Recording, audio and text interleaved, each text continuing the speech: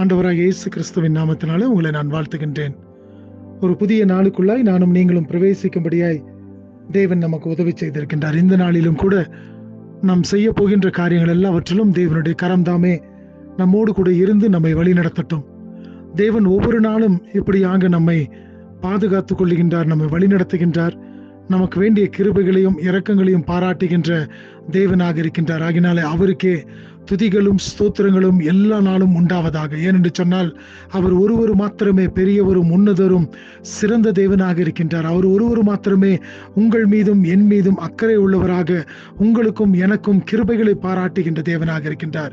ஆகினால இந்த நாளை துவங்கி இருக்கும் பொழுது நானும் நீங்களும் இந்த நாளுக்குள்ளாய் பிரவேசித்து நம்முடைய காரியங்களுக்குள்ளாய் செல்லும் பொழுது தேவன் தாமே இந்த நாளை நமக்கு ஆசீர்வதித்து கொடுப்பாராக. இந்த நாளிலும் கூட 115வது சங்கீதத்தின் 11வது வசனத்தை வாசிக்கின்றேன்.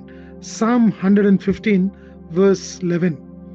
கர்த்தருக்கு பயப்படுகிறவர்களே, கர்த்தரை நம்புங்கள், அவரே அவர்களுக்கு துணையும் அவர்களுக்கு கேடகமாய் இருக்கின்றார்.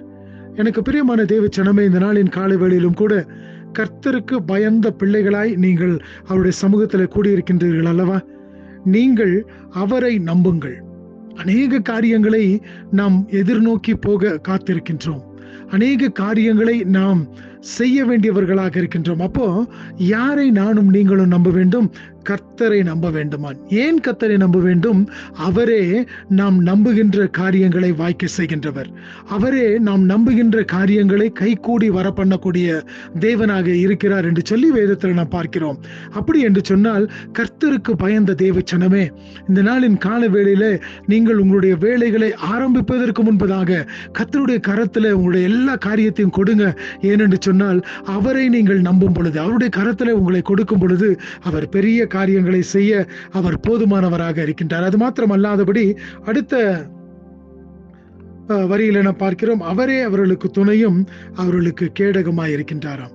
கர்த்தருக்கு பயந்தவர்களுக்கு, கர்த்தரை நம்புகின்றவர்களுக்கு அவர் துணையாக இருக்கின்றார். இன்றைக்கு அநேக துணைகள் நமக்கு இருக்கக்கூடியதாய் காணப்பட்டாலும் அது ஒன்றுமில்லாமல் ஒரு நாளிலே போய்விடுகிறது. அல்லது அநேக பேருடைய துணையை நாம் நம்புகின்றோம், ஆனால் அந்த துணைகள் நமக்கு உதவி செய்யாத போகிறது, துணையாய் இல்லாதபடிக்கு விலகி செல்லுகின்றதாய் இருக்கிறது. ஆனால் கர்த்தரை நம்புகிறவர்களுக்கோ கர்த்தர் தாமே துணையாக இருக்கின்றார்.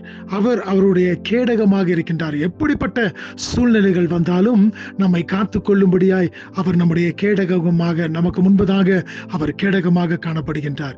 எனக்கு பிரியமான தேவச்சனமே, இந்த நாளிலும் கூட நாம் கடந்து போகின்ற காரியங்கள் எல்லாவற்றிலும் தேவனுடைய கரம் இருக்கட்டும். அவர் நமக்கு முன்பதாக கேடகமாக காணப்படுகின்றார்.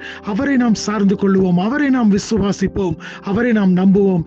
எல்லாவற்றையும் நன்மையும் செம்மையுமாக முடித்து தர அவர் போதுமானவராக இருக்கின்றார். தேவன் தாமே உங்களை ஆசீர்வதிப்பாராக. ஆமென்.